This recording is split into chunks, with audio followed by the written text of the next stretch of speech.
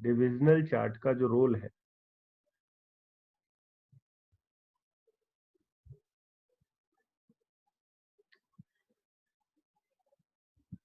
that role is to check the activity of a planet at microscopic level.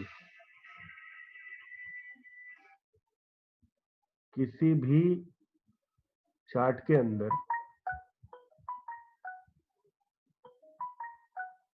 किसी भी chart के अंदर जब आप लग्ना चार्ट को रीड करते हैं तो लग्ना चार्ट में जिस भी प्लैनेट को आप देख रहे हैं उस प्लैनेट की सूक्ष्मता का पता आपको डिविजनल चार्ट से चलता है।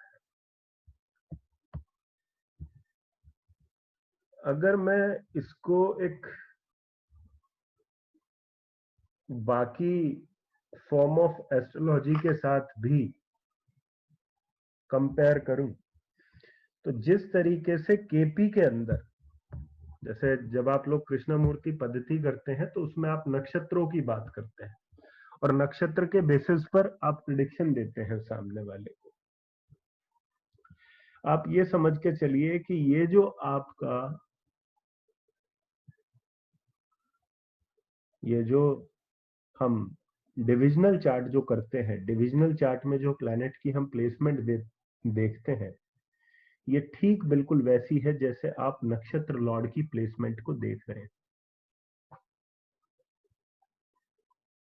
जिस तरीके से नक्षत्र लॉर्ड जो है आपका और सब लॉर्ड जो है वो प्लैनेट की पूरी फाइनल एक आउटकम देता है कि एक्चुअल में प्लैनेट कितना बढ़िया काम करेगा, ठीक उसी तरीके से जो डिविजनल चार्ट है वो प्लैनेट की एक्चुअल पोजीशन आपको बता देता है कि देखो भाई ये होने वाला है। ठीक है, अब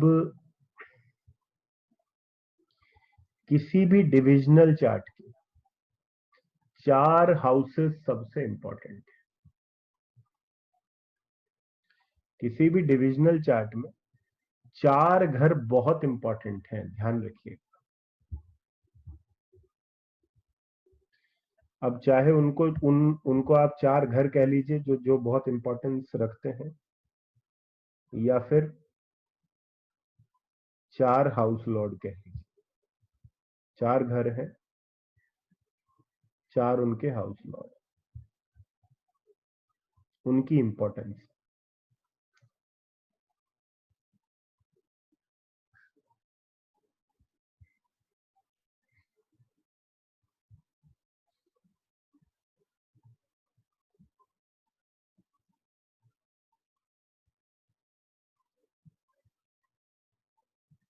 अब सबसे पहले जो इंपॉर्टेंस रखता है, अगर मैं आपको लग्न कुंडली देखने के लिए कहूं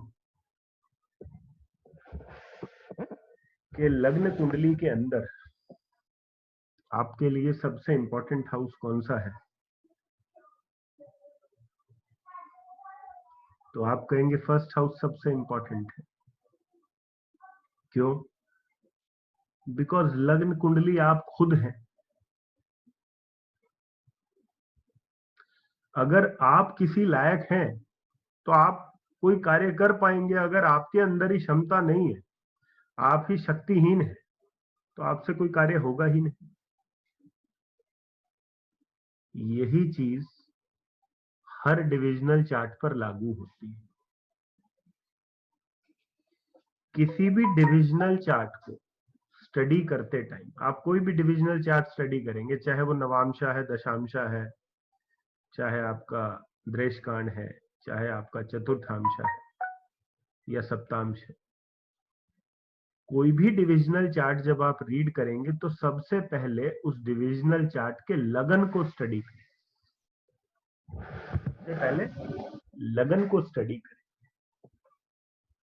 क्योंकि लगन क्या है?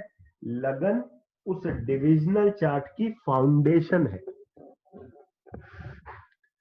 लगन जो है उस डिविजनल चार्ट की फाउंडेशन है।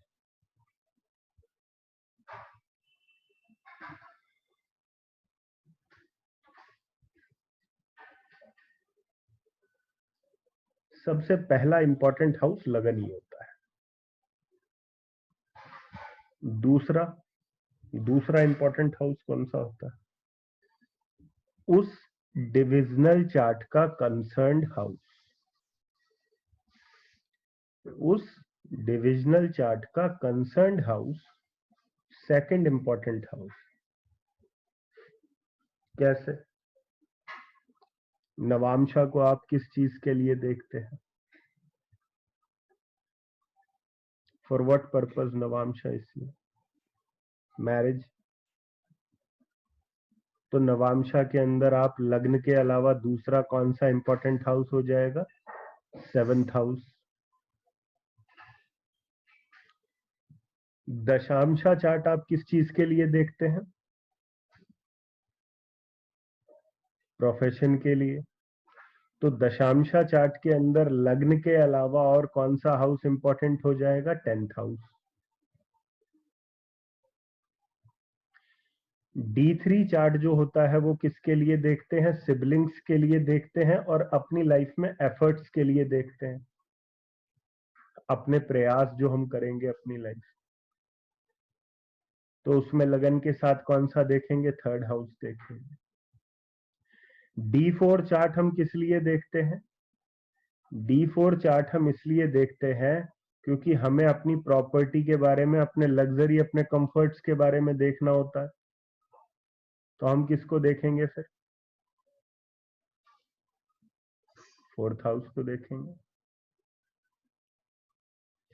D7 चार्ट आप किस लिए देखते हैं? ताकि संतान का पता चल सके, बच्चों का पता चल सके। तो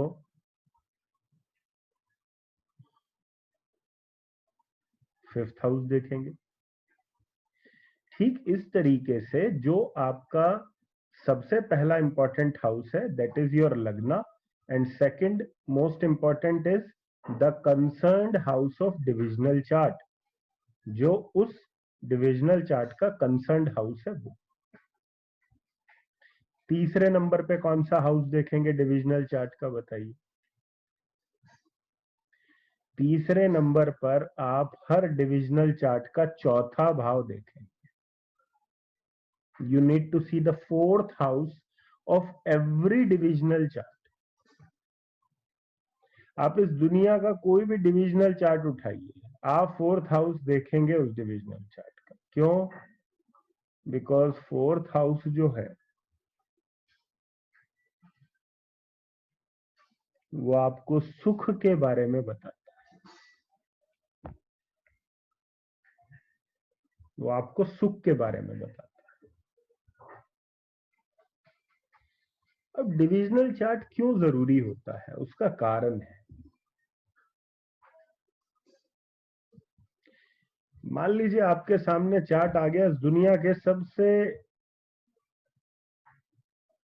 रिच व्यक्ति का, या कह लीजिए जो पावर में, पोजीशन में बहुत हाई है जो भी व्यक्ति, उसका चार्ट आपके सामने आ गया। आपने देखा उसके पास महल भी हैं, उसके पास गाड़ियां भी हैं, नौकर चाकर सब चीजें हैं, सारी लग्जरी मौजूद है उसके पास, इस दुनिया की सारी लग्जरी उसके पास। लेकिन क्योंकि आपको एस्ट्रोलॉजी पता है और आपको एस्ट्रोलॉजी का ये प्रिंसिपल भी पता है कि चाहे आपके सामने कोई भी व्यक्ति क्यों ना खड़ा हो, आप बायस्ड नहीं होंगे, आप प्रभावित नहीं होंगे। आप D4 चार्ट खोलते हैं और D4 चार्ट खोलते समय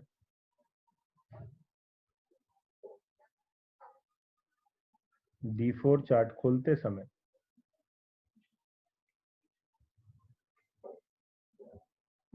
आपने देखा कि 4th हाउस जो है उसके अंदर मैलेफिक प्लैनेट्स का प्रभाव है।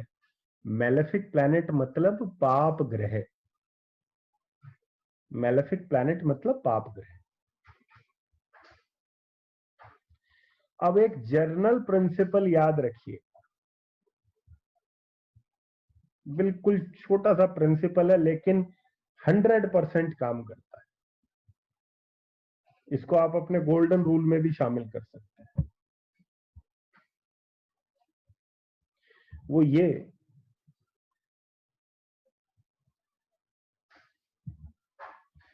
कि आप ये देखिए कि आपके डिविजनल चार्ट में, जिस भी डिविजनल चार्ट को आप देख रहे हैं,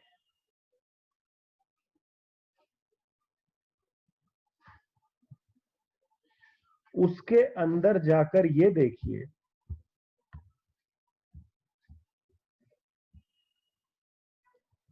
कि उसके 4th हाउस में पाप ग्रह है कि शुभ ग्रह है।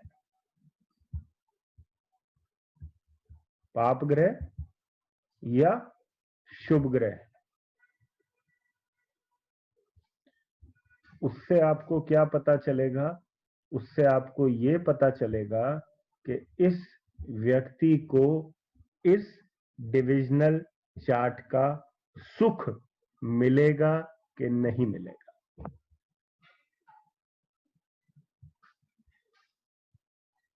कैसे? फॉर एग्जाम्पल, आज की डेट में क्योंकि कल्चर बदल रहा है, वैल्यूज बदल रही हैं, मॉडर्नाइजेशन हो रहा है, तो जो आज के पेरेंट्स हैं वो इस बात को लेकर बड़े चिंतित रहते हैं कि भाई औलाद जो है वो सेवा करेगी कि नहीं करेगी, सुख मिलेगा कि नहीं मिलेगा। तो आप अपनी संतान से सुखी रहेंगे कि नहीं रहेंगे? आप सीधा D7 चार्ट खोलिए और वहां से 4th हाउस को नोट कर लीजिए। अब मैं आपके सामने एक चार्ट लगाता हूं।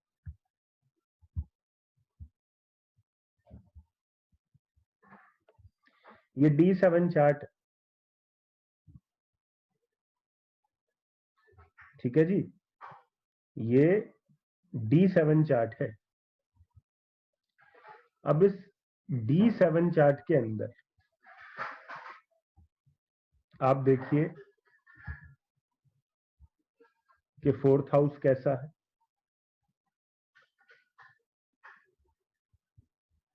कैसा 4th हाउस? कैसा बोलेंगे? बेस्ट है। Exit bad? अरे भाई बैड कहां से हो गया यार, समझ नहीं।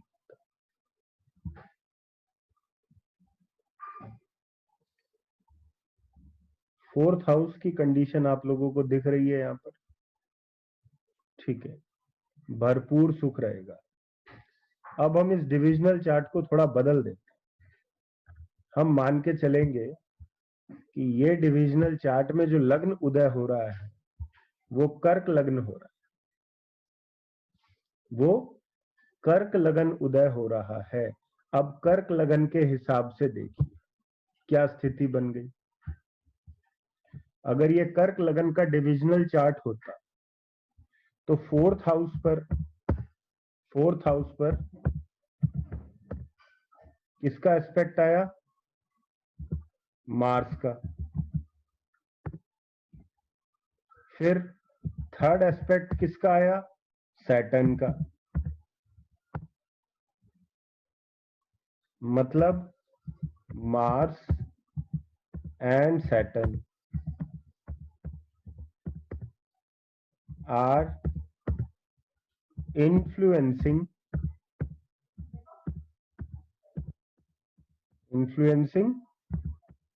4th house. मतलब ये व्यक्ति संतान को लेकर हमेशा चिंतित रहेगा, हमेशा दुखी रहेगा।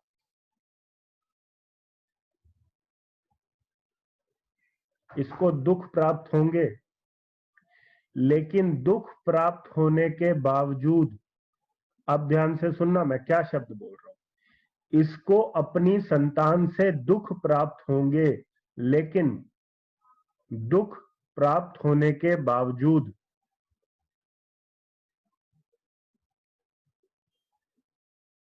इसकी संतान इससे दूर नहीं होगी।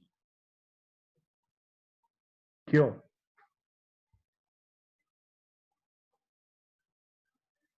मैंने आपको घर और घर के स्वामी के बारे में दो बातें बताई थी। घर का काम क्या है और घर के स्वामी का काम क्या है।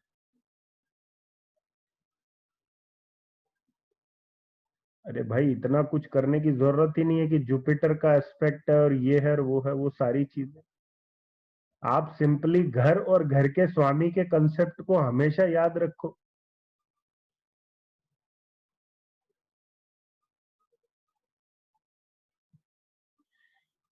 अरे भाई, चौथा घर खराब हो रहा है, तो चौथा घर खराब होने से सुख में कमी आएगी, संतान सुख में कमी आएगी। लेकिन उस कमी के बावजूद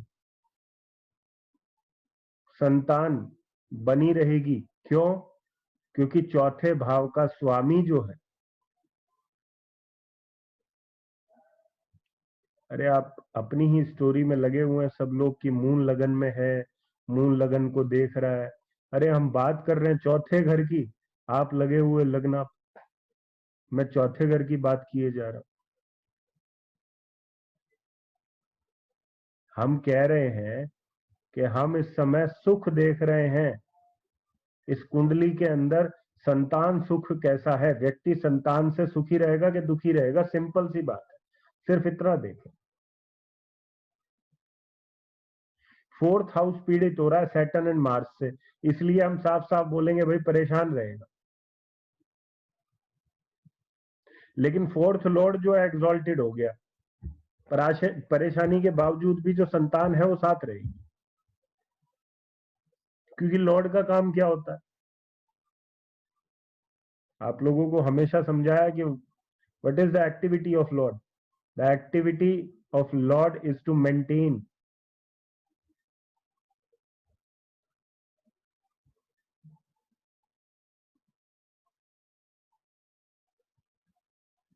ठीक है,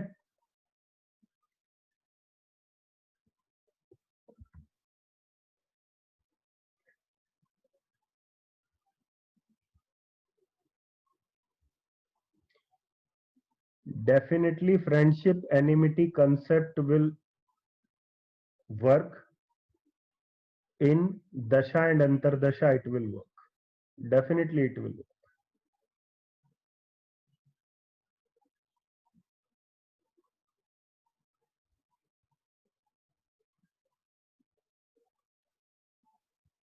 जब दशा आएगी, अब क्या है, इसी कुंडली पे आ जाते हैं। ठीक है,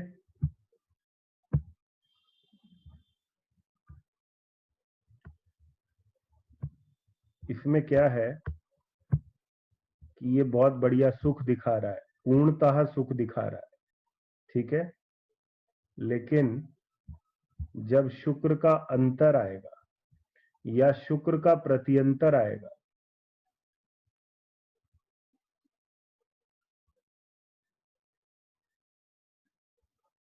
शुक्र का अंतर आएगा या शुक्र का प्रत्यंतर आएगा, तो सुख में थोड़ी सी प्रॉब्लम होगी, यानी कि संतान के कारण थोड़ा सा दुख आएगा, या संतान को डायरेक्ट दुख आ सकता है, कोई प्रॉब्लम हो सकती है। संतान साथ रहेगी या नहीं, ये फिफ्थ से क्यों नहीं देखते?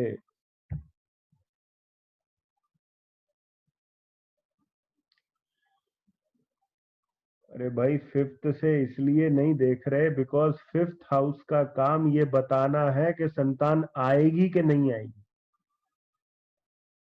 ये बताना नहीं है कि वो सुख देगी कि दुख देगी। फिफ्थ हाउस का काम ये बताना है संतान कब होगी, वो टाइमिंग के बारे में बताता है फिफ्थ हाउस।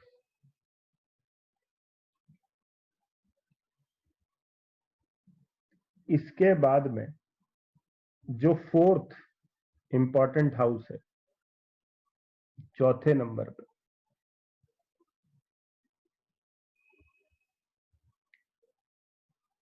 वो है 8th house of divisional chart. 8th house of divisional chart, ध्यान रखिए।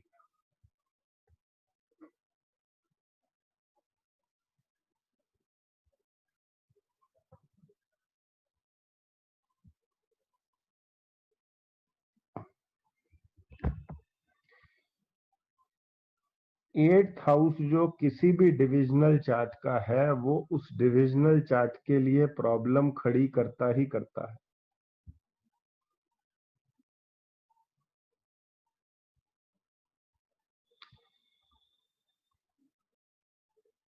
एक और बात, डिविजनल चार्ट के लिए एक नियम सदैव याद रखिएगा। डिविजनल चार्ट को अंतरदशा और प्रत्यंतर दशा के लिए यूज किया जाता है। महादशा को हम डिविजनल चार्ट में नहीं लेते। हम अंतर और प्रत्यंतर को स्टडी करते हैं।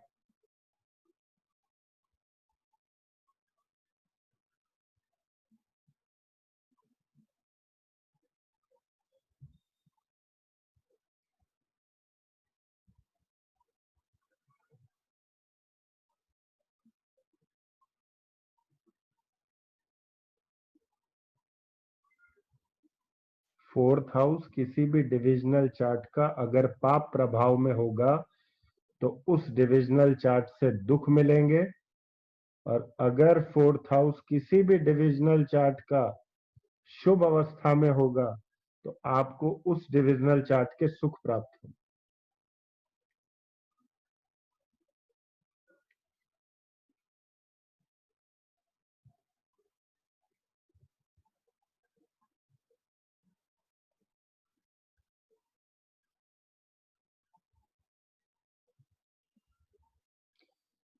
एक और इंपॉर्टेंट पॉइंट,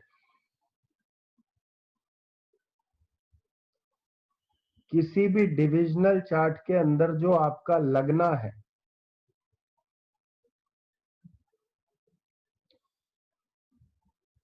किसी भी डिविजनल चार्ट के अंदर जो आपका लग्न है यानी कि फर्स्ट हाउस,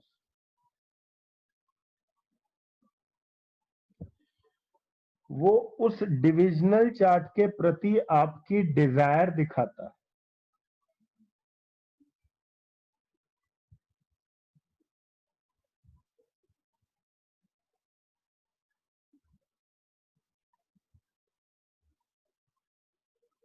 अभी मैं किसी के क्वेश्चन नहीं देख रहा क्योंकि आप लोगों के क्वेश्चन ना मेरा फ्लो तोड़ते हैं। तो किसी भी डिविजनल चार्ट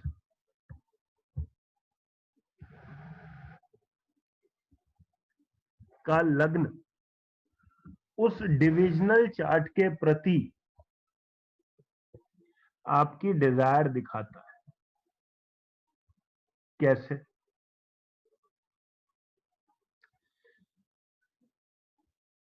कुछ लोगों के करियर की प्रॉब्लम ये रहती है कि वो अपने करियर के लिए कुछ करना ही नहीं चाहते।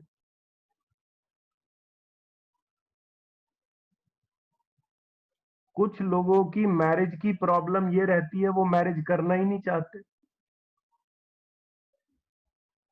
कुछ लोगों को बच्चे इसलिए नहीं होते क्योंकि वो बच्चे करना ही नहीं चाहते, डिजायर ही नहीं है।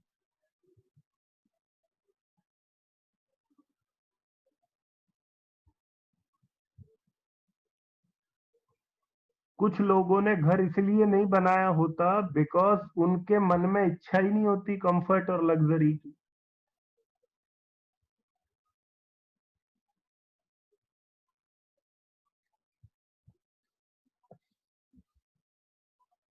अब किसी भी डिविजनल चार्ट के अंदर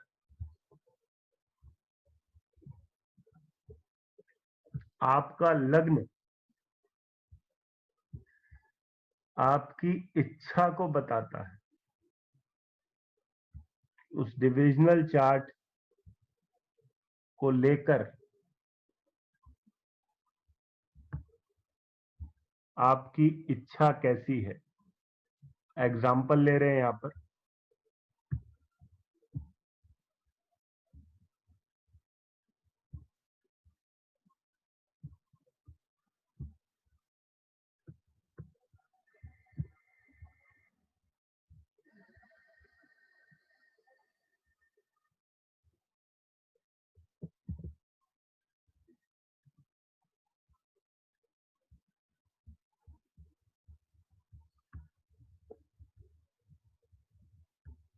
ये D10 चार्ट है।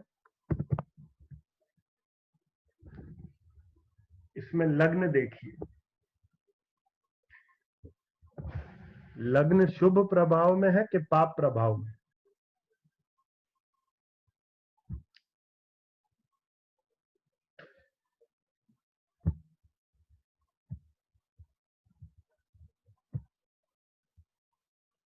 पाप प्रभाव में।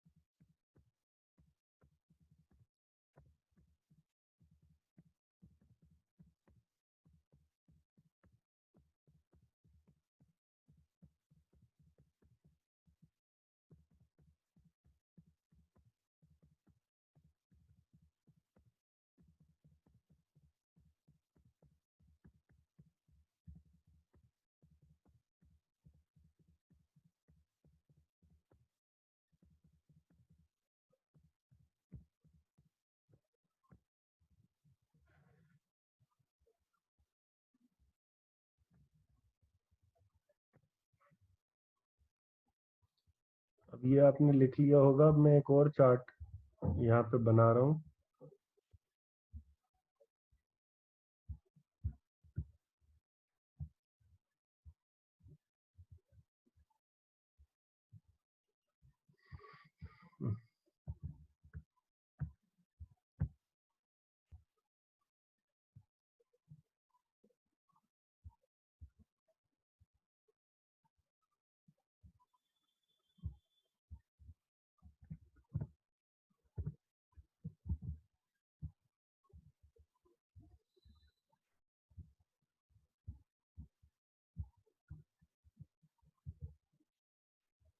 अब इस चार्ट के बारे में बताइए।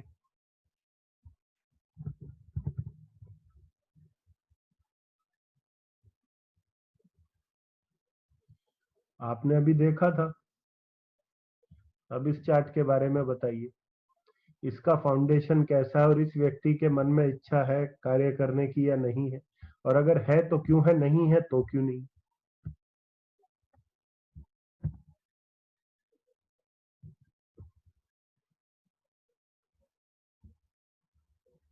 नहीं है। आप यही उत्तर करेंगे, सब लोग नहीं है। ठीक है, सैटर्न सन मार्स देख रहे हैं तो इच्छा नहीं होगी। लेकिन यहाँ पे सैटर्न सन मार्स को आपने पकड़ा, बहुत अच्छा पकड़ा, लेकिन आप लोगों ने एक चीज नहीं पकड़ी, वो ये कि यहाँ पे लगन लॉर्ड कौन है। अरे लगन की बात हो रही है, आप सब लोग लगन की बात करेंगे, सिर्फ सिर्फ और सिर्फ लगन की बात कर रहे हैं, लगन की बात। मार्स। लगन लॉर्ड कौन है? मार्स। किसको देख रहा है? लगन को देख रहा है। क्या होगा जब लगन को देखेगा तो?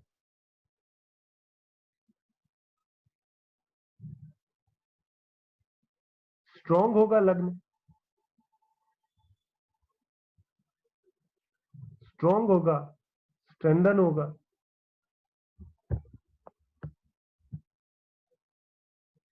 स्ट्रेंथन हो गया लगन। ठीक है, अब मेरे को ये बताइए कि क्या करियर में सुख प्राप्त होगा? क्या करियर का सुख प्राप्त है इस व्यक्ति को? सुख मिलेगा करियर में? और मिलेगा तो क्यों मिलेगा?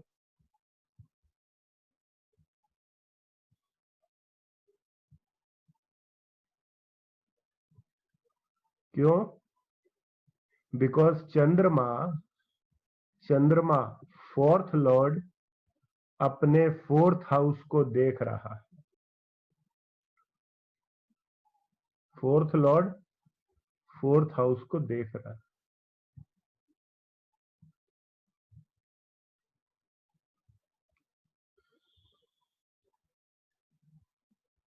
और करियर कैसा रहेगा?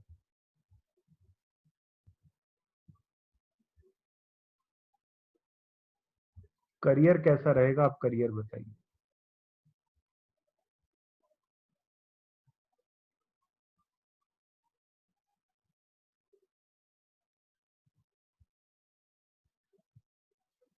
सैटर्न अपने घर को देख रहा है। Saturn is expecting its own house. Plus मेरे को एक चीज और बताइए, यहाँ पे जो मंगल है वो 10th हाउस को देख रहा है, तो मंगल का 10th हाउस को देखना यहाँ पर अच्छा है कि बुरा है? एज पर प्रॉमिस, जो प्रॉमिस हम पढ़ते हैं कुंडली में, उसमें दशांशा चार्ट में यहाँ मंगल का 10th को देखना अच्छा है कि बुरा है? और अगर अच्छा है तो क्यों अच्छा है? रीजन बताइए उसके पीछे। उसके पीछे का रीजन ये है कि किसी भी चार्ट का लगन लॉर्ड हमेशा बेनिफिशियल होता है। अरे यहाँ पे एक्सॉल्टेड और डेबिलिटेशन का मतलब नहीं है कि वो एक्सॉल्टेड राशि को देख रहा है, डेबिलिटेटेड को देख रहा है। किसी भी कुंडली के अंदर लगन लॉर्ड हमेशा शुभ होता है। कौन कौन? एक तो लगन लॉर्ड शुभ होता है, और कौन दूसरी कौन सा? उस घर का स्वामी भी शुभ होता है। अब 10th हाउस को देखिए कि 10th हाउस पर शुभ दृष्टियां कितनी हैं, चेक कीजिए। कौन कौन से प्लैनेट हैं जो 10th हाउस के लिए शुभ कार्य कर रहे हैं, बताइए। Jupiter is good, Mars is good, Saturn is good, moon is good. ये प्रॉमिस वाइज बता रहा हूं कि प्रॉमिस वाइज चारों प्लैनेट बढ़िया हो गए 10th हाउस के लिए। 10th house is perfect, 10th house is good, बढ़िया करियर।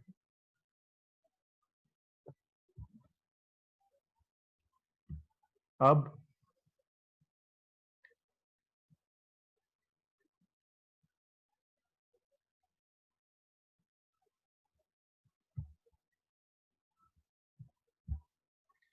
आप लोगों को फाउंडेशन समझ में आ गई, ठीक है।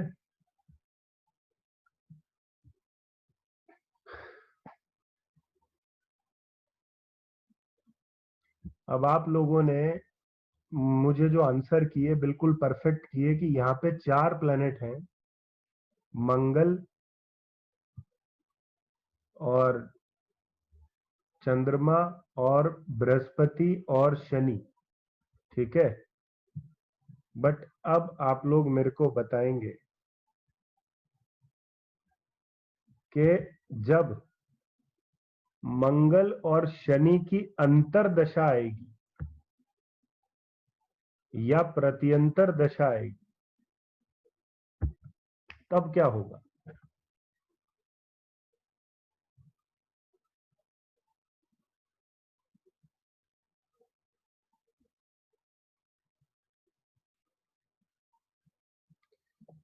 चंद्रमा का अंतरदशा जब आएगा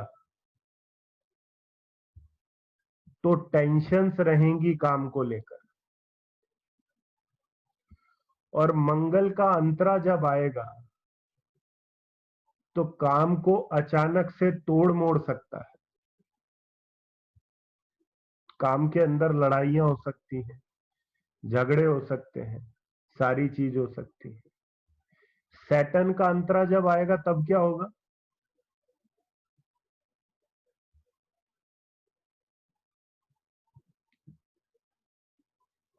एक्सीलेंट जाएगा, प्रमोशन मिलना। राहु का जब अंतरा आएगा तब क्या होगा?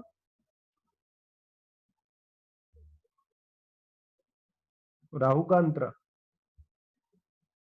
बेस्ट जाएगा।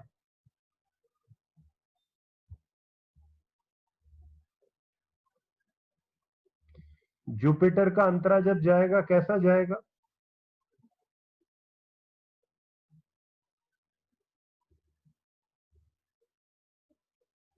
अब आप समझ गए।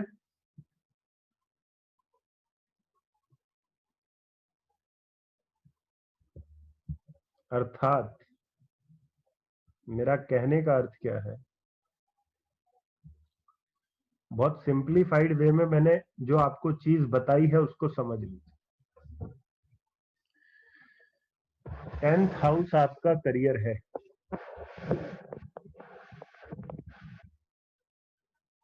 आपका स्टेटस है।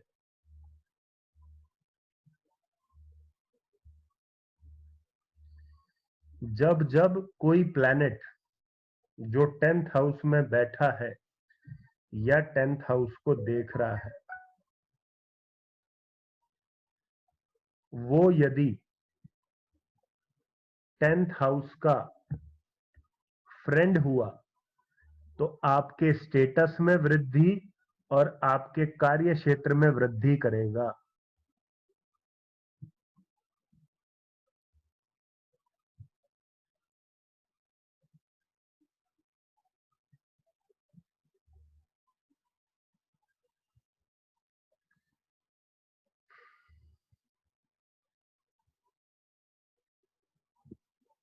स्टेटस में वृद्धि और कार्य क्षेत्र में वृद्धि करेगा।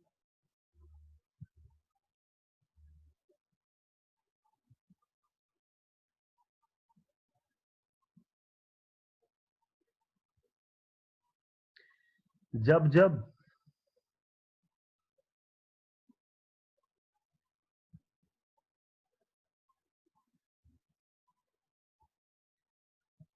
आपका कोई प्लैनेट एनिमी हो और 10th को देख रहा हो या 10th में बैठा हो,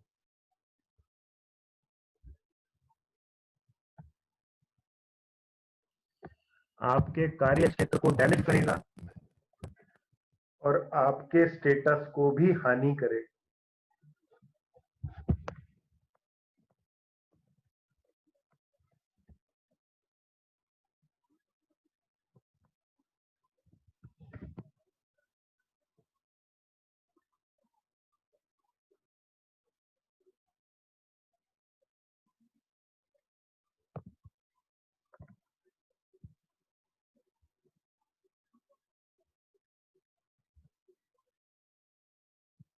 दशा,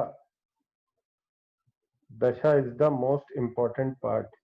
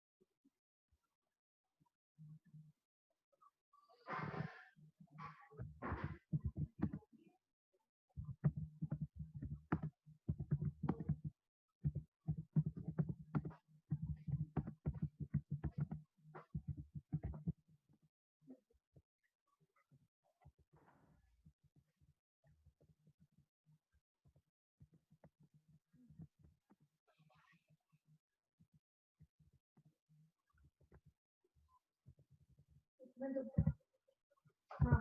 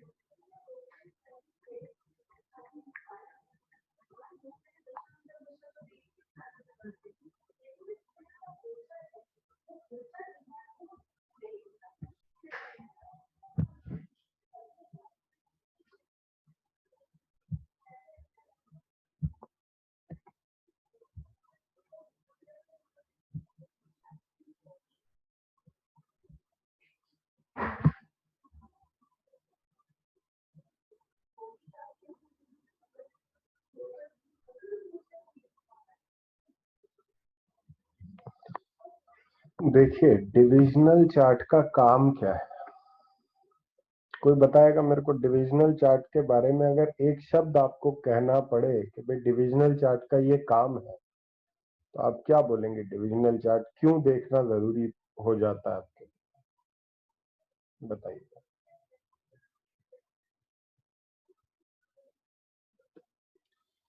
ठीक है, आप लोगों ने कहा माइक्रो एनालिसिस, ये भी अच्छी बात है। सिर्फ एक शब्द काफी है डिविजनल चार्ट के लिए, that word is confirmation. That word is confirmation of event. Divisional chart का ये काम है, इसके आगे कुछ काम नहीं।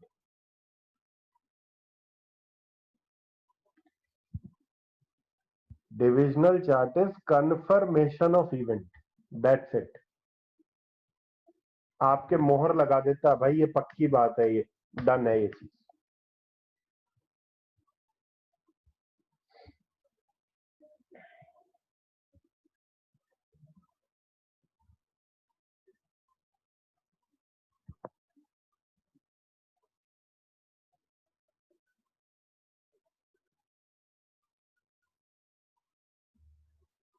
क्यों? रीजन मैं अभी एक एग्जांपल देता हूं।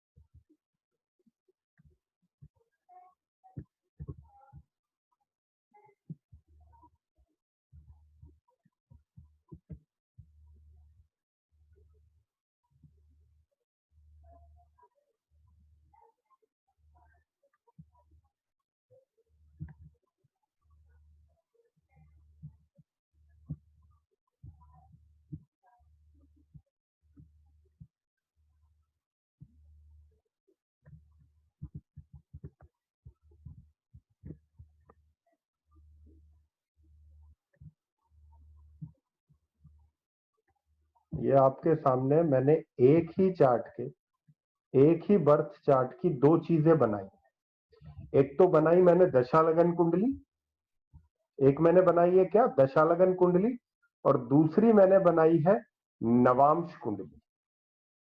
एक है दशालगन कुंडली, एक है नवांश कुंडली।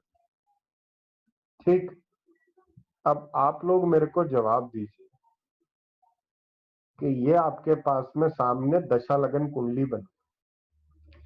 इस दशालगन कुंडली के हिसाब से मेरे को ये जवाब दीजिए कि चंद्रमा की दशा के अंदर रिलेशनशिप कैसा रहेगा? चंद्रमा की दशा में रिलेशनशिप कैसा रहेगा? रिलेशनशिप की बात हो रही है पर्टिकुलरली, सिर्फ उसी हिसाब से बोलिएगा। ठीक है, बैड रहेगा, इश्यूज रहेंगे, ठीक है, यहां क्लियर है। अब ये कुंडली तो इतने सारे लोगों की होगी, तो इसमें तो आपने बोल दिया। अब रिलेशनशिप इशू वास्तव में रहेगा कि नहीं रहेगा, इस बात का कहां से पता चले? कंफर्मेशन कहां से मिलेगा इसका? D9 से मिलेगा। अब हम क्या करेंगे, D9 के अंदर क्या करेंगे, पोजीशन देखेंगे किसकी? चंद्रमा की, मून की। ये देखिए मून कहां बैठा है, और बताइए अब, वहां तो मून प्रॉब्लम क्रिएट कर रहा था, यहां प्रॉब्लम क्रिएट कर रहा है कि नहीं कर रहा?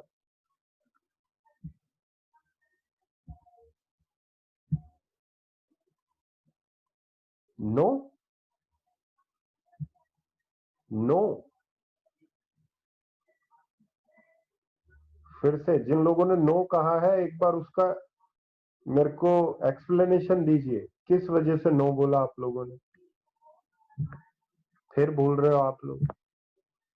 अरे भाई शुक्र की राशि है 7वें घर में, 7th हाउस में शुक्र की राशि। तो शुक्र की राशि, शुक्र का एनिमी कौन है? शुक्र का एनिमी चंद्रमा है। तो चंद्रमा वहां पे आ गया, डैमेज करेगा।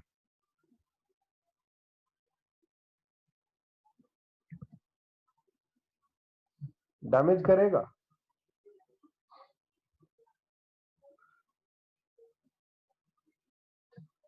दो एनिमी नहीं बैठे 7th में।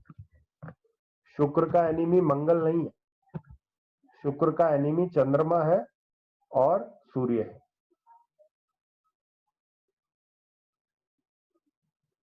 चंद्रमा है और सूर्य है।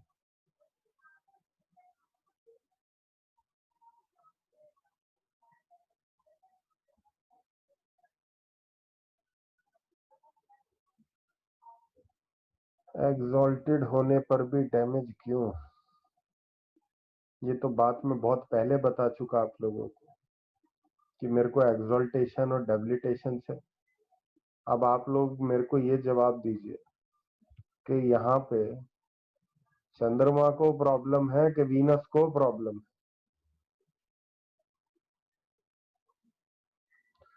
यहाँ वीनस को प्रॉब्लम है, चंद्रमा तो बहुत खुश है यहाँ पर। चंद्रमा तो एक्सीलेंट है यहाँ पर। यहाँ प्रॉब्लम है वीनस को। क्यों? क्योंकि वीनस का एनिमी है। वीनस का एनिमी है चंद्रमा।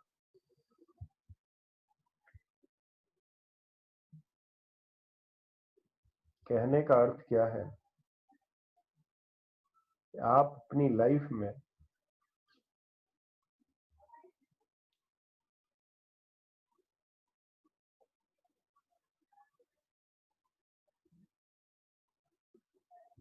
हम लोग जब भी कोई इवेंट लेते हैं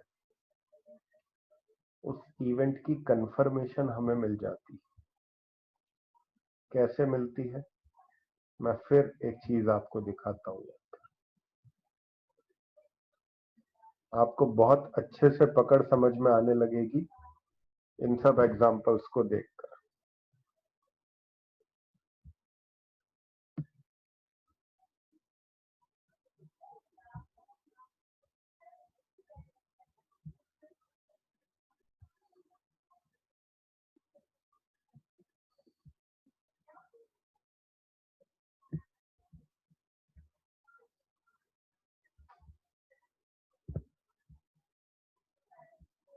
आपके पास चंद्रमा में बृहस्पति का पीरियड है, ठीक है जी। आपके पास यहाँ चंद्रमा में बृहस्पति का पीरियड है। चंद्रमा के अंदर बृहस्पति के पीरियड में क्या प्रॉपर्टी आ सकती है? Is there any chance of property? Yes.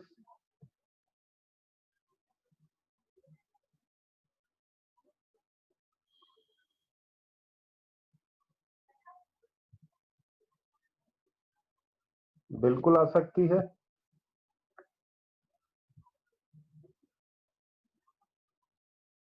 ठीक है, मुझे कंफर्मेशन चाहिए, कहां से मिलेगा?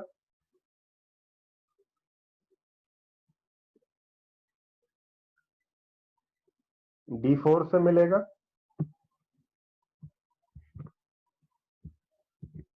ये बना दिया जी आपके आगे D4।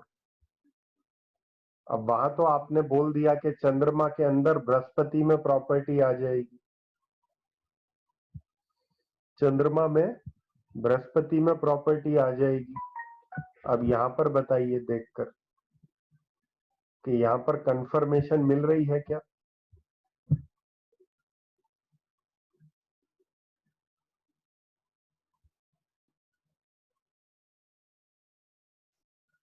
चलिए बताइए, किसको लगता है मिलेगी, किसको लगता है नहीं मिलेगी? क्लियर बताइए।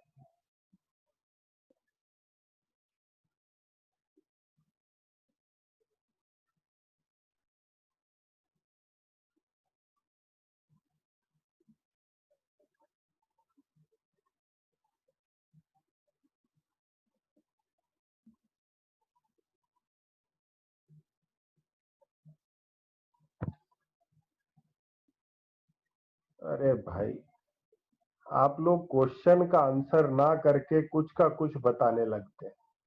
मैंने सिर्फ एक क्वेश्चन किया है कि चंद्रमा में जुपिटर वहां पे कह रहा है प्रॉपर्टी मिलेगी, यहां पे मैंने आप लोगों से पूछा, यहां आपको कंफर्मेशन मिल रही है कि मिलेगी या नहीं मिलेगी, बस सिर्फ इतना आंसर कर दीजिए। ठीक है, आप लोगों ने जितनों ने भी आंसर किया मिलेगी, उनसे मेरा कोई सवाल नहीं है, लेकिन जिन लोगों ने कहा है नहीं मिलेगी, उसका मेरे को आंसर कीजिए। आप हाथ उठा के मेरे को आंसर कर सकते हैं, उसके आगे कोई क्वेश्चन मत कीजिएगा, लेकिन मेरे को उसका लॉजिक चाहिए कि आप क्यों कह रहे हैं कि नहीं मिलेगी।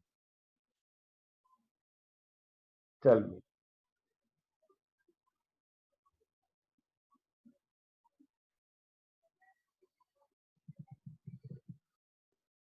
अरे भाई, आप कह रहे हो वीनस सन के साइन में है। मैंने एक चीज पूछी है कि जुपिटर की अंतरदशा है। ठीक, जुपिटर की अंतरदशा है, तो जुपिटर की अंतरदशा में क्या जुपिटर प्रॉपर्टी दे सकता है?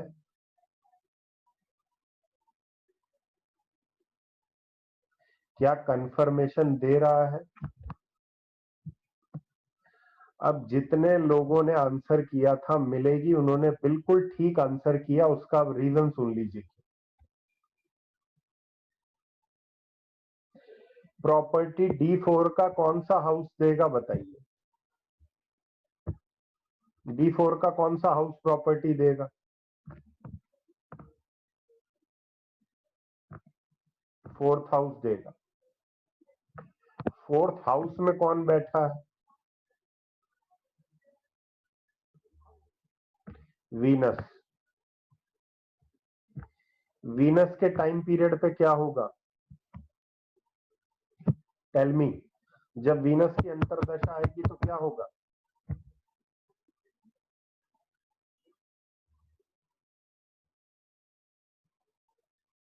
यहां भी आप लोग गलत आंसर करें।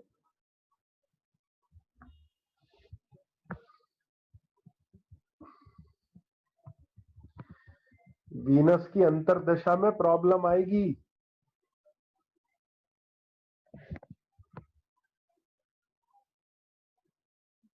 वीनस की दशा में डिस्प्यूट हो सकते हैं। Six house is the house of dispute, it is sitting in the fourth house, damaging it. Venus की दशा में डिस्प्यूट हो सकता है।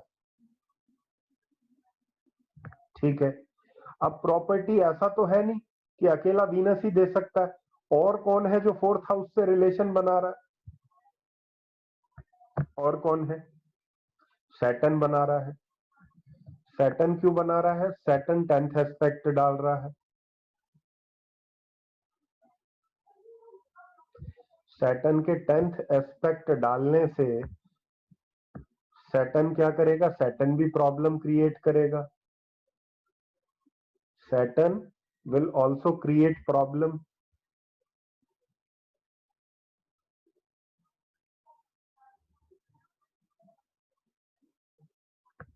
अब और कौन दे सकता है? सैटर्न और वीनस तो प्रॉब्लम क्रिएट करेंगे, और कौन दे सकता है? सन। और सन के अलावा और कौन दे सकता है? किसकी बात कर रहे थे हम स्टार्टिंग में? हम बात कर रहे थे जुपिटर की। अब मेरे को आंसर कीजिए, आप में से जितने भी लोग नो बोल रहे थे, अब मेरे को आंसर कीजिए कि क्या जुपिटर की अंतरदशा में प्रॉपर्टी मिल जाएगी?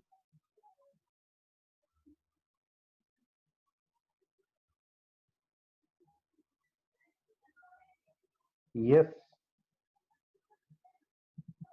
जुपिटर कंजंक्ट है। Jupiter is having a conjunction Conjunction with what? Conjunction with sun, and sun is fourth lord. Sun is fourth lord.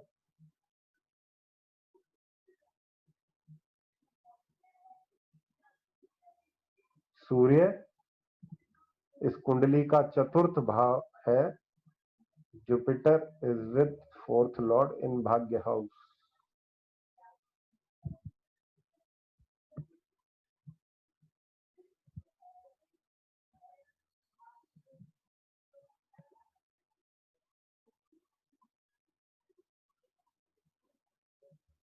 देखो,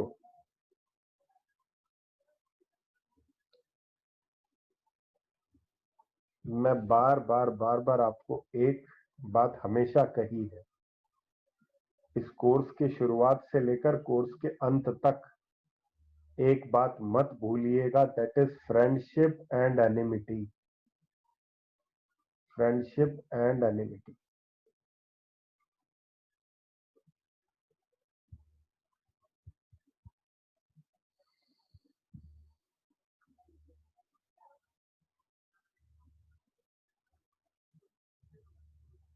बहुत अच्छा क्वेश्चन किया अमित, बहुत बढ़िया प्रश्न किया कि Jupiter is 8th house Lord also.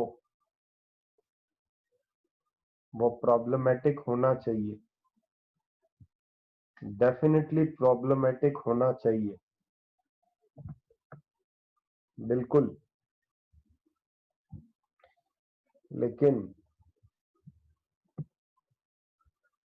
look at the condition of 8th lord.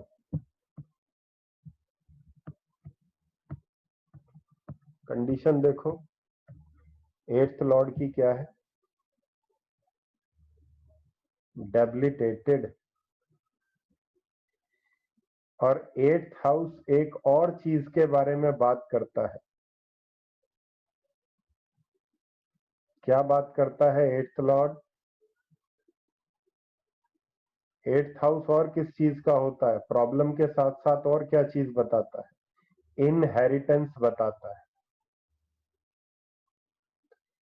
इस व्यक्ति को इनहेरिटेंस के द्वारा प्रॉपर्टी प्राप्त हुई जुपिटर की अंतर्दशा में, और चंद्रमा के अंदर बृहस्पति की अंतर्दशा में हुई.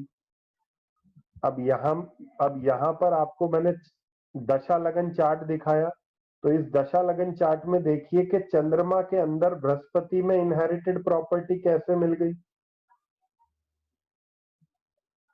रीजन उसका, अब यहाँ पे प्रॉपर्टी मिली वो तो समझ में आता है, लेकिन इनहेरिटेंस से कैसे मिली वो भी आप देख लीजिए, आपको समझ में आ जाएगा क्यों मिली हो. Because Jupiter is aspecting 8th house. Jupiter is aspecting 8th house.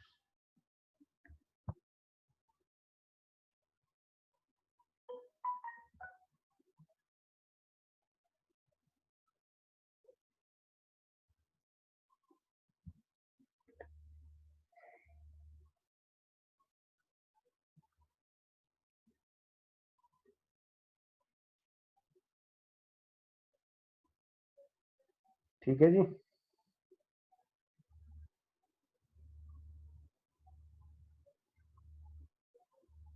Clear.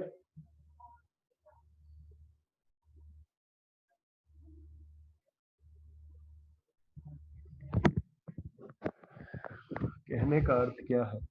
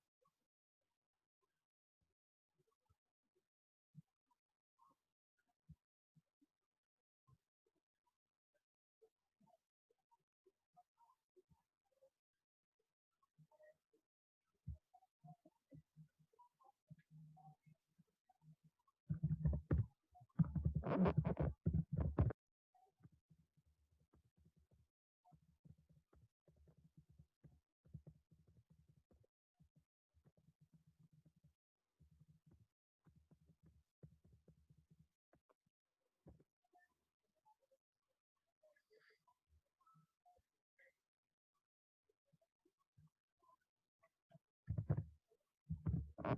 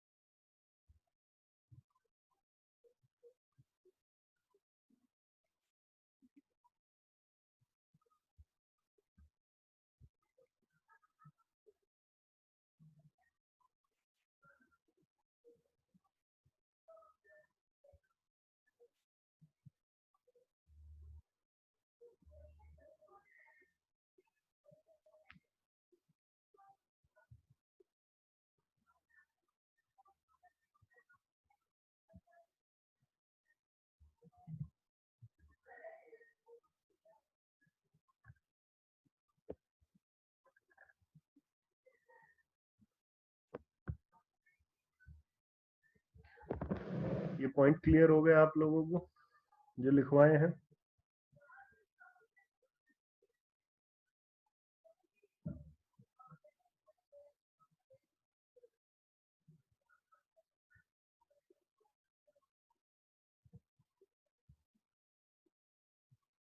बाकी लोगों को समझ में नहीं आया या डर के नहीं लिख रहे कि मैं ये कहूंगा क्यों नहीं आया?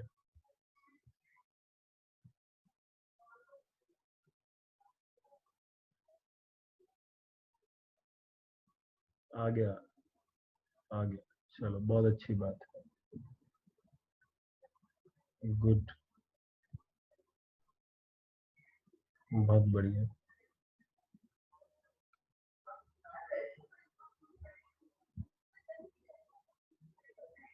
देखो क्या होता है कि हमसे ना ज्योतिष में बहुत से लोग कई दफा बहस करने आ जाते हैं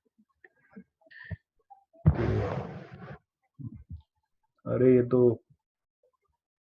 2 घंटे में इतने लोग जन्म लेते हैं, ये है वो है, उनकी डेस्टिनी सेम नहीं होती, ये नहीं होती, वो नहीं होती, दुनिया भर के आपसे क्वेश्चनिंग हो जाती है। तो ऐसे में डिविजनल चार्ट उसका एक आंसर है, डिविजनल चार्ट उसका एक आंसर है। कैसे?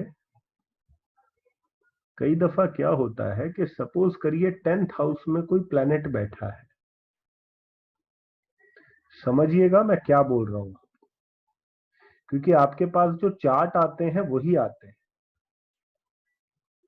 यही चार्ट आपके पास आएंगे। जिस चार्ट की मैं बात कर रहा हूं वो चार्ट आपके पास नहीं आएगा, आप समझ जाएंगे मेरी थ्योरी को मैं क्या कहना चाहता हूं। मान लीजिए किसी व्यक्ति का मेष लगन है, ठीक है जी, किसी व्यक्ति का मेष लगन है और मेष लगन में 10th हाउस में मंगल बैठा है। ध्यान से सुनिएगा क्वेश्चन को मेरे, मेष लगन की कुंडली है, मंगल 10th हाउस में बैठा है। इसको आप दशा लगन कुंडली मान लीजिए कि भाई दशा लगन कुंडली जो बनी वो मेष लगन से बनी और 10th हाउस में आपके मार्स बैठ गया। अब मार्स की अंतरदशा में क्या होगा, टेल मी, बताइए मेरे को।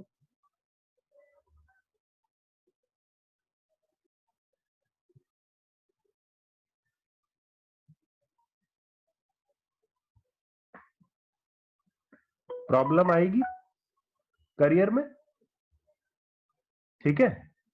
अब आपके पास 4 चार्ट आ गए, ठीक है, 4 चार्ट आ गए और चारों के अंदर यही कंडीशन बन रही, लेकिन जो पहले 2 चार्ट आपके पास आए उन पहले 2 चार्ट्स के अंदर जो D10 चार्ट बना वो कर्क लगन का बना, वो कर्क लगन का बना और वहां पर मंगल 10th हाउस में बैठा है। और जो बाकी 2 लोग आए उनकी कुंडली में D10 चार्ट वृषभ लगन का बना और मंगल 10th हाउस में बैठा, ठीक है। लगना चार्ट चारों का सेम कंडीशन दिखा रहा है, मतलब वही आसपास की दशा दिखा रहा है, लेकिन डिविजनल चार्ट में 2 लोगों की कंडीशन और है, 2 लोगों की कंडीशन और है। तो इनमें से कौन से ऐसे हैं जिनको वास्तव में प्रॉब्लम आएगी और कौन से ऐसे हैं जिनको प्रॉब्लम आएगी ही नहीं?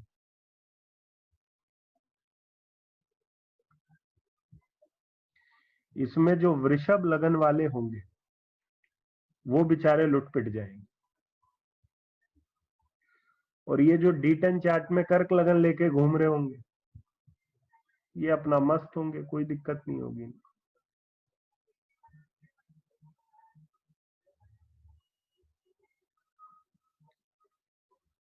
अब आप समझे रीजन कि डिविजनल चार्ट क्यों इतना इंपॉर्टेंट है? क्योंकि डिविजनल चार्ट आपकी चीजों को सेग्रीगेट कर देता है, वो फिल्ट्रेशन कर देता है, आपके इवेंट्स को फिल्टर आउट करके आपके हाथ में पकड़ाने का काम डिविजनल चार्ट का है।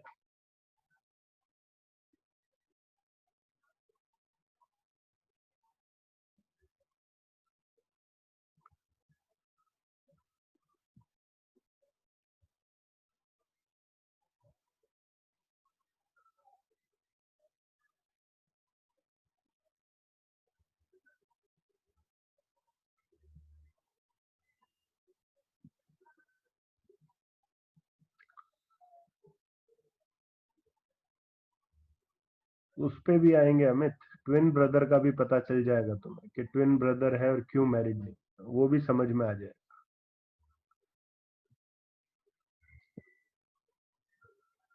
एक टाइम पर भी चेंज होती हैं चीजें, वो भी बता दूंगा कब चेंज होती है, कैसे चेंज।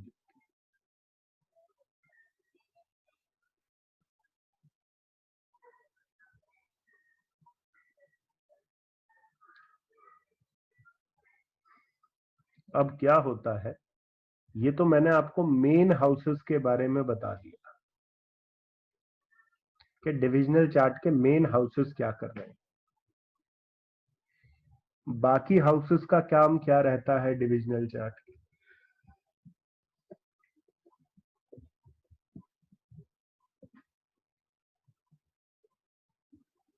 बाकी डिविजनल चार्ट का जो कार्य है, जो हाउसेस हैं, उनका भी अपना अपना काम है हर डिविजनल चार्ट के।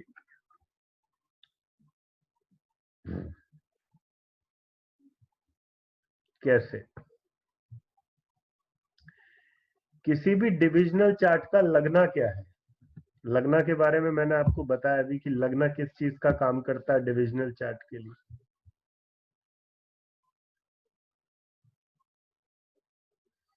लगना किस चीज का काम करता है? लगना काम करता है फाउंडेशन का। लगना काम क्या करता है? उस डिविजनल चार्ट की फाउंडेशन का, और उस डिविजनल चार्ट के प्रति जो आपकी डिजायर है वो कैसी है। ये काम किसी भी डिविजनल चार्ट के लगने का है। सेकंड हाउस से आप क्या देखते हैं?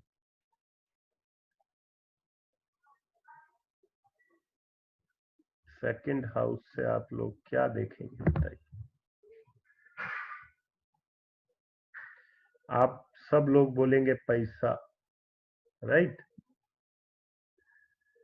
सेकंड हाउस में ऐसी कौन सी चीज है जो आपको जिंदा रखती है, सस्टेनेंस है आपकी? फूड। दूसरे भाव में आहार होता है, सस्टेन करने की क्षमता होती है सेकंड हाउस। इसलिए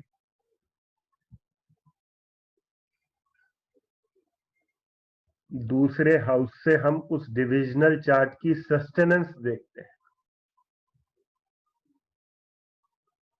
और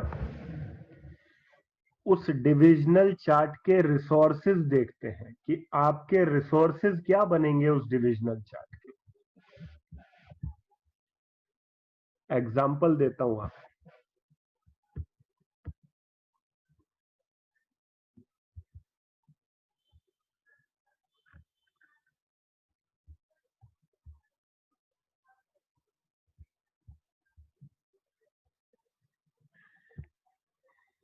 ये डिविजनल चार्ट में सेकंड हाउस में देखिए, आपको सेकंड हाउस में कुछ दिखाई दे रहा है आपको? कोई प्लैनेट दिखाई दे रहा है?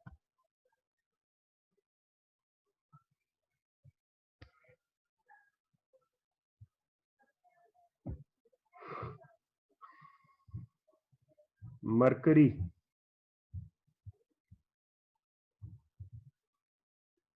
मरकरी सेकंड हाउस में दिख रहा है। तो इस व्यक्ति के प्रोफेशन में इसके रिसोर्सेज कौन कौन सी चीज बनेगी?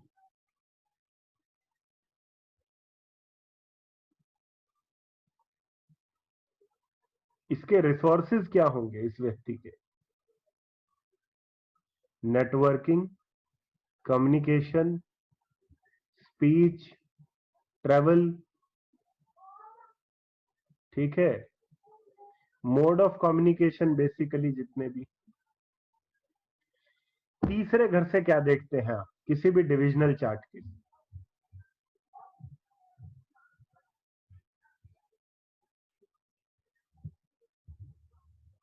एफर्ट्स। एफर्ट्स, ठीक है, प्रयास। आप तो अगर किसी के D9 चार्ट में तीसरे घर में शनि है तो उसको अपनी मैरिज के लिए कैसे प्रयास करने पड़ेंगे? शनि है, मार्स है, राहु है, तो कैसे प्रयास करेगा अपनी मैरिज के लिए? अथक प्रयास करेगा। वहीं किसी के D9 चार्ट में तीसरे घर में आ गया बृहस्पति, चंद्रमा,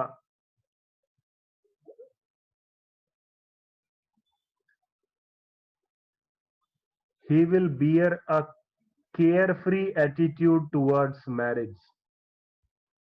इजी गोइंग होगा। अरे ठीक है।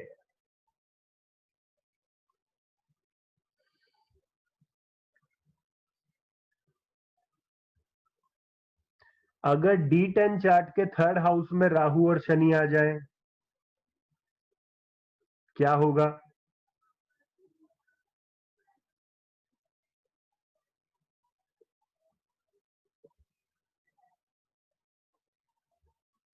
बेचारा टूट जाएगा, बहुत मेहनत करेगा, एक्सेस में मेहनत करेगा। बृहस्पति शुक्र आ गए, चंद्रमा आ गया, बुध आ गया,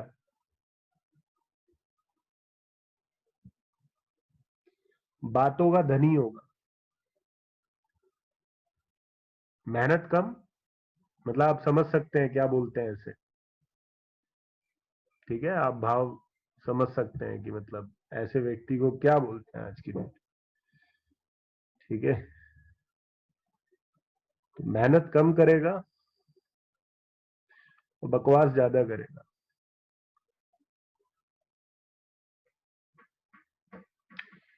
फोर्थ हाउस से किसी भी डिविजनल चार्ट के क्या देखेंगे?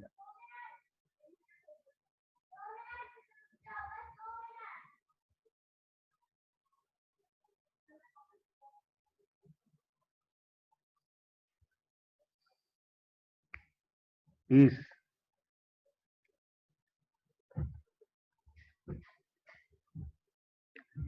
फिफ्थ हाउस से किसी भी डिविजनल चार्ट के क्या देखेंगे?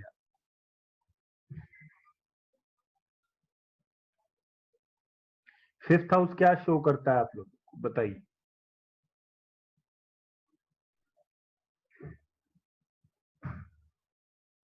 फिफ्थ हाउस इज योर बुद्धि,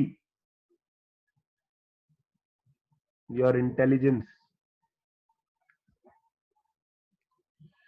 what type of buddhi you are carrying in this particular area?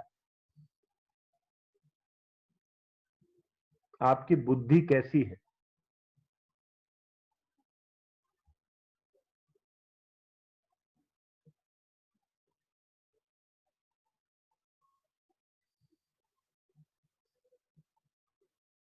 For example, किसी का D9 चार्ट का फिफ्थ हाउस बहुत बढ़िया है, तो D9 चार्ट में फिफ्थ हाउस बढ़िया होने का मतलब क्या है कि इस व्यक्ति को रिलेशनशिप की इंटेलिजेंस बहुत अच्छी है। He knows how to keep a relationship going. उसको बहुत अच्छे से पता है कि रिलेशनशिप के अंदर किस तरीके से रिलेशनशिप को चलाया जाता है, बिकॉज वो इंटेलिजेंट है उस मैटर।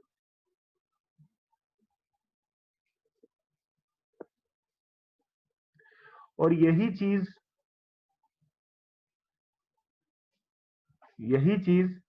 अगर D10 के अंदर हो, D10 का फिफ्थ हाउस आपको क्या बताएगा? D10 का फिफ्थ हाउस आपको आपकी प्रोफेशनल इंटेलिजेंस बताएगा। आप प्रोफेशनली कितने इंटेलिजेंट हैं। ये मैं क्यों बोल रहा हूं? आपको जीवन में कई लोग ऐसे दिखाई देंगे जिनको आप पागल बोलोगे, बोले यार ये तो इसको कुछ समझ ही नहीं है, इसको अकल ही नहीं दी भगवान, किसी भी तरीके से पागल है। क्यों? क्योंकि आप उसकी डेली एक्टिविटीज देखते हैं, उसका बिहेवियर देखते हैं, उसका कंडक्ट देखते हैं, तो आपको ये लगता है ये आदमी पागल है। लेकिन ऑल ऑफ अ सडन आपके पास उसकी कुंडली आई और आपने देखा उसके D10 चार्ट का फिफ्थ लॉर्ड एग्जॉल्टेड है, आपसे कहीं ज्यादा बुद्धिमान है वो प्रोफेशनल इंटेलिजेंस के मामले में, चाहे घरेलू इंटेलिजेंस जीरो। आपने कई लोग ऐसे देखोगे आप, जिनको आप आम तौर पर कहोगे ये पागल है, लेकिन प्रोफेशनली वो आपसे ज्यादा स्मार्ट होगा। क्यों? बिकॉज उसके D10 चार्ट का फिफ्थ हाउस बहुत बढ़िया।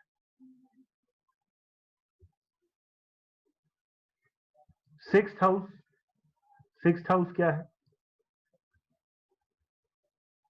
सिक्स्थ हाउस है उस डिविजनल चार्ट की problems, day to day problems, उस डिविजनल चार्ट की डे टू डे प्रॉब्लम।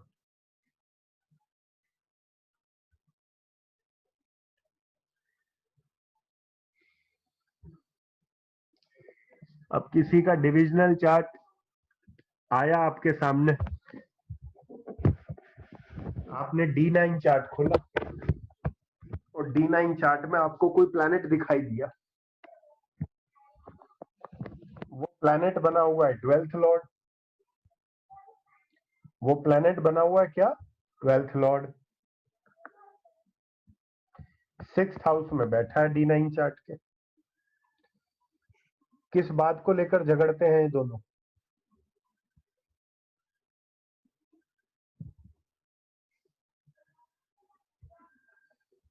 खर्चों को लेकर झगड़े होते हैं।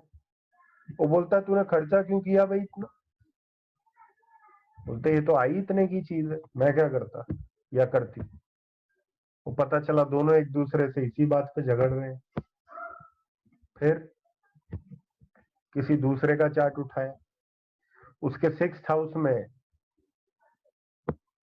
4th लॉर्ड बैठा हुआ है, दोनों के झगड़े हो रहे हैं, आपके पास चार्ट आ गया।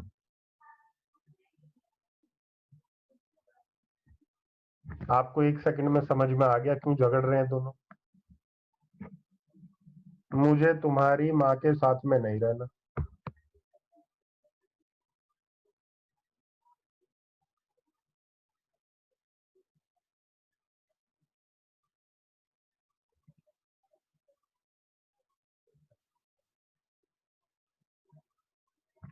समझ गए? फिर आ जाओ 7th हाउस पे। 7th हाउस रिलेशनशिप है। 7th हाउस रिलेशनशिप है, relationship of every sense. Like अगर D9 चार्ट के 7th हाउस की बात करेंगे तो relationship with spouse. 4th house, D4 chart के 7th हाउस की बात करेंगे तो your interaction as well as your relationship with family. D7 chart की बात करेंगे तो your interaction and your relationship with बच्चा। अगर D10 चार्ट की बात करेंगे 7th हाउस, तो your relationship and your interaction with what?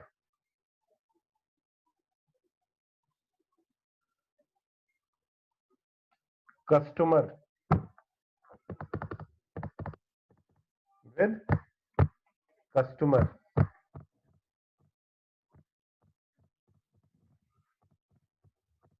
Customer कौन से घर से देखते हैं?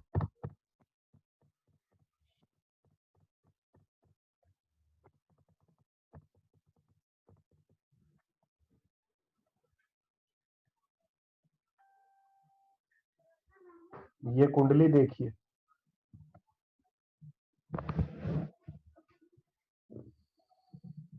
इस कुंडली में 7th हाउस पे नजर मारिए।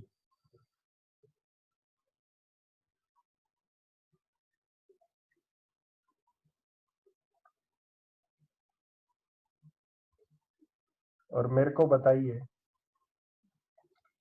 कि जब सन की अंतर्दशा या सन का प्रत्यंतर दशा आएगा तो क्या होगा? Tell me. अगर ये आदमी बिजनेस में है तो बिजनेस के अंदर जब सन की दशा अंतर्दशा आएगी तो किसके साथ दिक्कत आएगी? इसके रिलेशनशिप इसके कस्टमर्स के साथ खराब हो जाए। क्यों खराब हो जाएंगे? किस कारण से? ईगो क्लैश हो जाए, ईगो क्लैश हो जाएगी। तूने मुझे बोल कैसे दिया?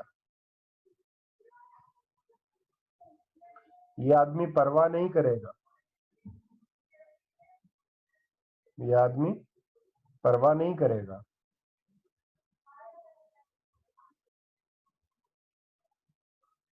अब ये क्यों इंपॉर्टेंट हो जाता है D10 चार्ट? अगर ये आदमी, आप ध्यान से सुनना जो मैं शब्द बोल रहा हूं आप लोगों को, बड़े इंपॉर्टेंट है।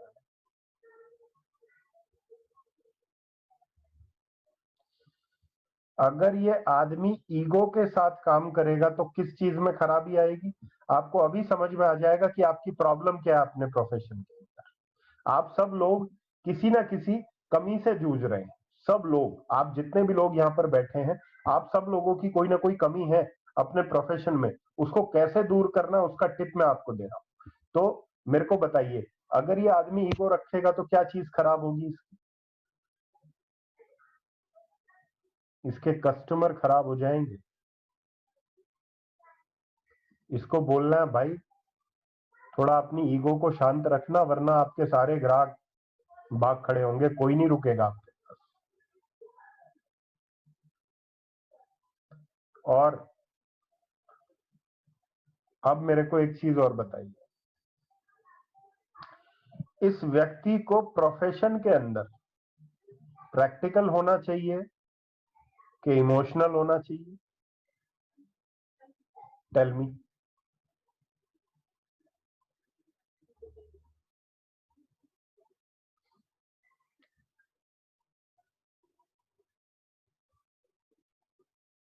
ओके, इमोशनल होना चाहिए।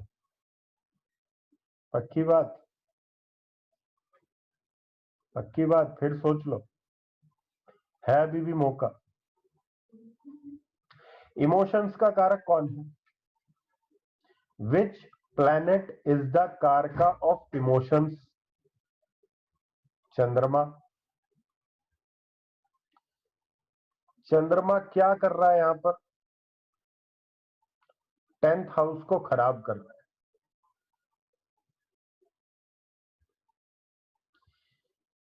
इसको आप कहेंगे if you need status, if you need career progress, emotions को खुंटी पे टांग दो और प्रैक्टिकल हो जाए। लेकिन इमोशनल होना क्या अच्छा करता है और क्या खराब करता है वो बताइए। अगर ये आदमी इमोशनली एक्ट करेगा तो इसकी क्या चीज अच्छी हो रही है और कौन सी चीज इसकी खराब हो रही है?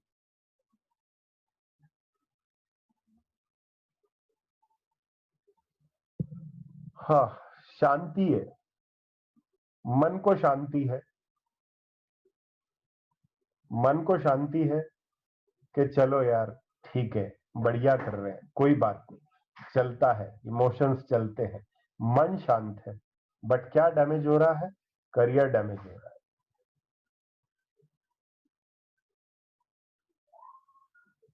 करियर डैमेज हो रहा है।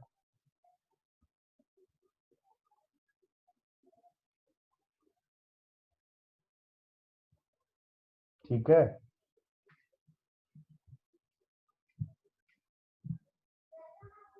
समझ गए सूत्र?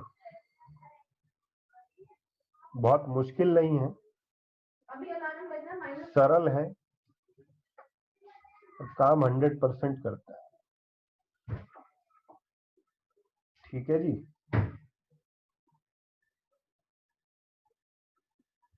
One good is other bad, how to balance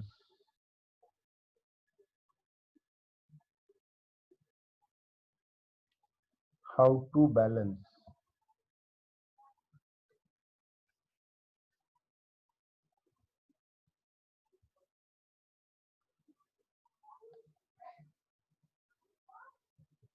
सोचिएगा, क्योंकि आपने जो क्वेश्चन किया है उस क्वेश्चन में ही आंसर छुपा है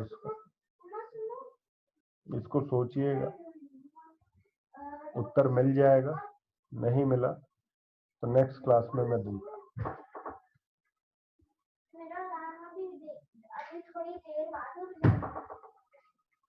बाकी हिंट दे देता हूँ। हिंट ये है कि कई लोगों को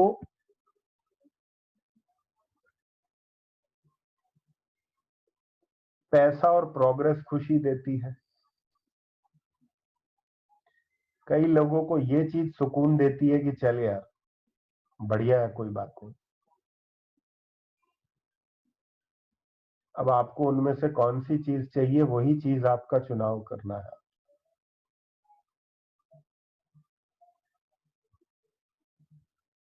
आपको प्रोग्रेस चाहिए, आप छोड़ दीजिए।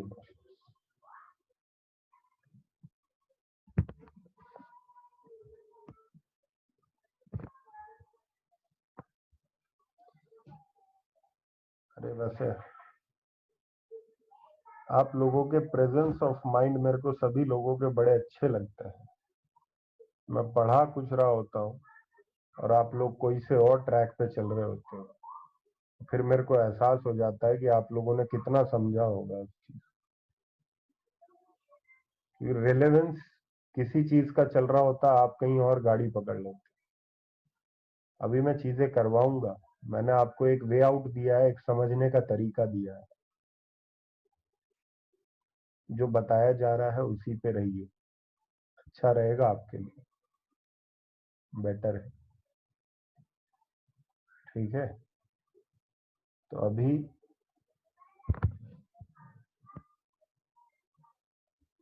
अपने अपने चार्ट देखिए, अपनी दशा देखिए, आपका प्रॉब्लम आई कैसे कैसे आई, उसको स्टडी कीजिए। आपके 7th हाउस तक हो गए हैं, 8 से 12 हाउस नेक्स्ट क्लास में करेंगे कुछ और एग्जांपल्स के साथ। फिर करियर एंड मैरिज का टॉपिक उठाएंगे। ठीक है,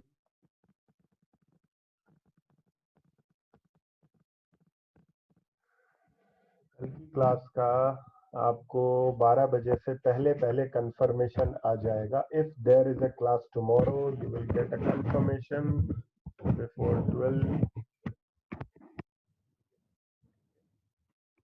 12 बजे से पहले आप लोगों को कंफर्मेशन कल रात का आ जाएगा। अगर क्लास हुई तो क्लास का टाइम वही रहेगा 9 to 11। ठीक है जी,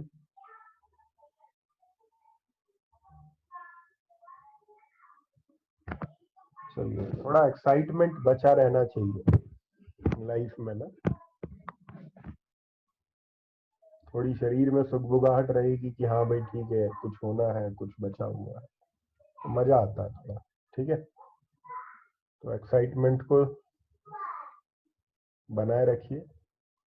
तब तक के लिए शुभ रात्रि, जय श्री राम। वीडियो आपकी कल 12 बजे से पहले जो आपकी क्लासेस हुई हैं अभी 3-4 दिन, वो आपको मिल जाएगी। ठीक है, चलिए, ओके। अरे विधि, इसने चिली पनीर बना दिया।